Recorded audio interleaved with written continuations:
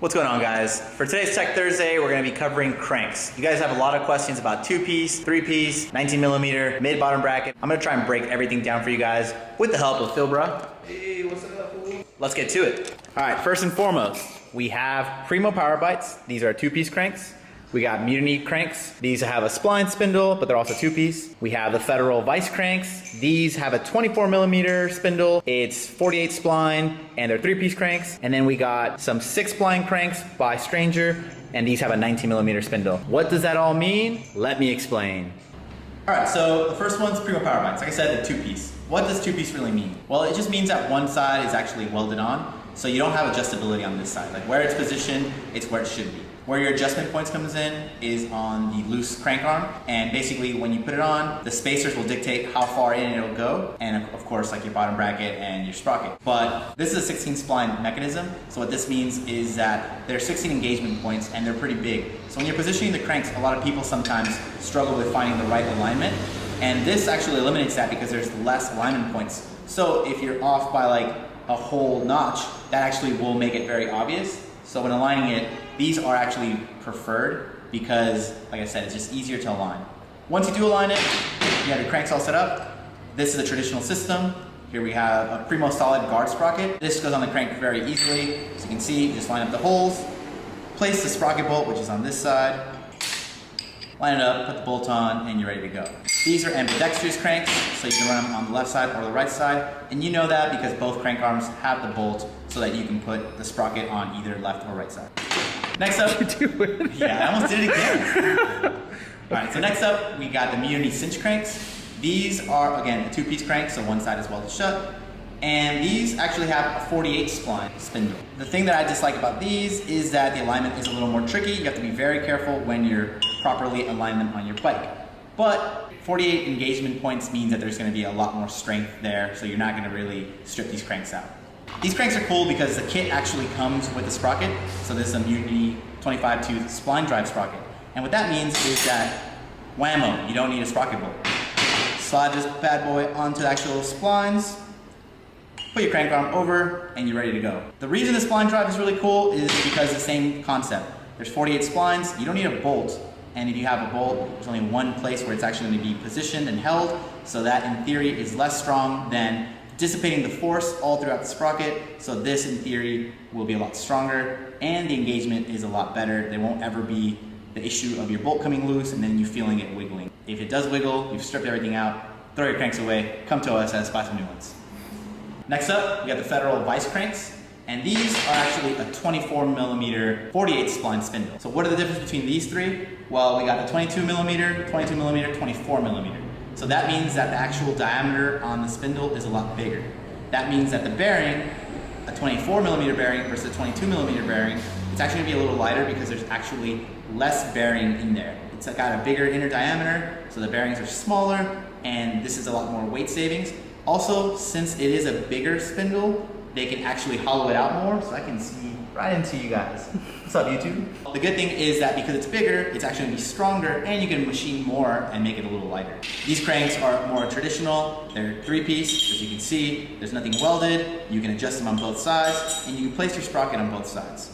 These vice cranks, because of the oversized spindle, they actually come with the bottom bracket, so that's actually a perk when getting these cranks. And last, and most least expensive cranks that we have the Stranger Crux cranks. And the cool thing about these are they're a 19mm spindle with 6 splines. And what that means is that, yes, the spindle is gonna be a little heavier because it's 19mm, so the diameter is actually the smallest of all of these. The ball bearings, the cage, and everything that makes up the casing and the whole bearing is actually gonna be oversized to compensate for the small spindle. And since it's so small in diameter, they've actually had to beef it up a little bit more, and it's not as hollow as the bigger ones. Also, because it's 6 spline, you in theory could strip this out a little easier, but if you're pretty careful, you should be all right. These cranks are one side specific, so that means that you can only run them either on the right or the left, depending on which ones you buy from your favorite retailer. They also come with the bottom bracket. Again, it's a Primo 19mm bottom bracket that comes with the Stranger cranks. They're actually pretty affordable. They come in sub $100 with the bottom bracket, which is actually a pretty good one. So go cop some of those. Next up, we're gonna talk about shapes and material. So these Powerbites are actually aluminum. And aluminum is actually stronger than chromoly. but the thing is that it grinds differently, and you also need more aluminum than a thinner chromoly crank. And the reason for that is that it's kind of complicated, but by surface area, if you pack more aluminum in there, it's going to be stronger, but it takes up more room. When you have a chromoly crank, they can actually hollow it out both on the inside and on the outside, and it has like a nice tubular shape to it, but it has less metal, so they balance each other out when it comes to like weights. But aluminum does usually require a different shape, and as you can see, these Primo Powerbite cranks have more of a flat with like a couple of like rounded surfaces, versus this is a chromoly crank, and as you can see, it's pretty tubular. It's more flattened out, and the reason that they flatten it out is because they want like the strength to be where these bends are, because that's where actually like the metal gets hardened, and you're going to be less likely to break them at these points. This is actually a pretty square crank. As you can see, it's almost like a perfect rectangle that's rounded off, and these are actually really strong as well. Stevie was running these for a long time and never had any issues with them. And these are chromoly that come with like a nice chrome finish, so it looks pretty nice. Also, you can tell the difference in where the crank arm bolt goes. This is actually the part that hits your ankle bone, so it's called your medial bone, and a lot of cranks have like a higher raising. The Primo one is pretty flat, so that would shred your ankle least. So these two have a pretty raised compression bolt area, so that's what sometimes snags on your ankle. So if you do a lot of tail whips and you do hit your ankles a lot, you might want to stay away from cranks like these. You might want to stick with ones that are a little more flat. Next up, we can talk about length. So these Primo Powerbites are pretty long. These are 175 millimeters in length, and that measures this distance from this bolt to your spindle.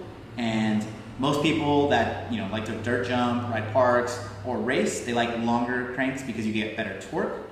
When you ride street or flatland, you want something shorter so that your wheelbase is a little bigger because your cranks are tighter, so your feet aren't as close to the tires. And people have theories about how it helps you with bunny hops because you are actually getting more leverage by having more distance and being able to yank the bike. And it actually does help when you have 4 pegs because your back foot isn't going to hit the peg. So these cranks are in between. These are 170 millimeters. And then the Federal Vice cranks, we bought them in 165 millimeters. So that's going to be pretty much as short as you can go. 160 millimeters is basically, for a BMX crank, the shortest, and it's very near flatland. So usually we like to ride somewhere between 165 and 170.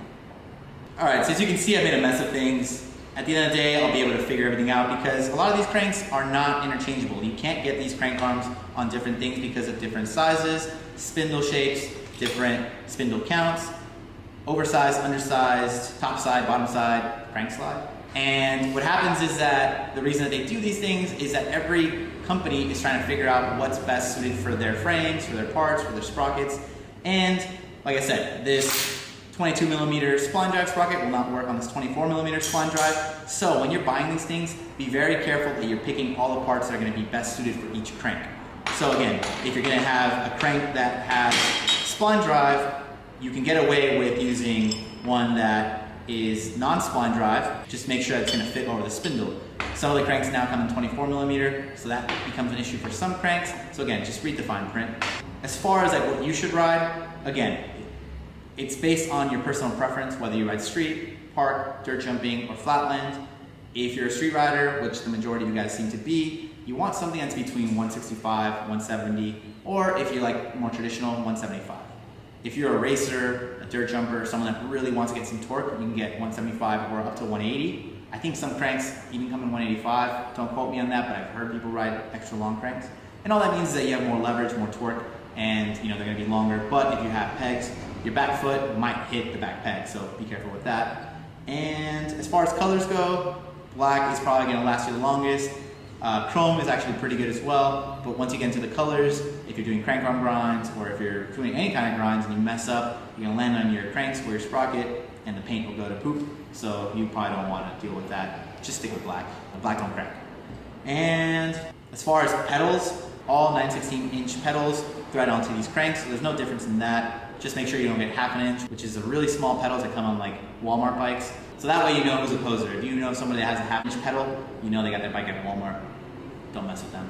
They're not part of your crew. And yeah, if you want to see any installation videos, here's a list of my other videos that are tutorials that'll show you how to put these cranks on, what the difference in certain sprockets and chains and everything else. Hit my channel, dog. I got a lot of information. But yeah, that should do it. Let me get that camera back, Phil. Thank you for filming, Phil. Phil the plug. You know what to do.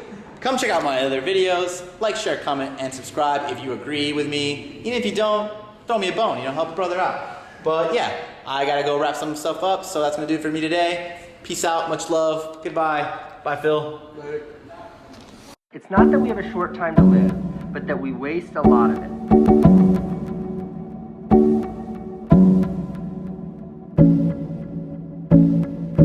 Not that we have a short time to live, but that we waste a lot of it.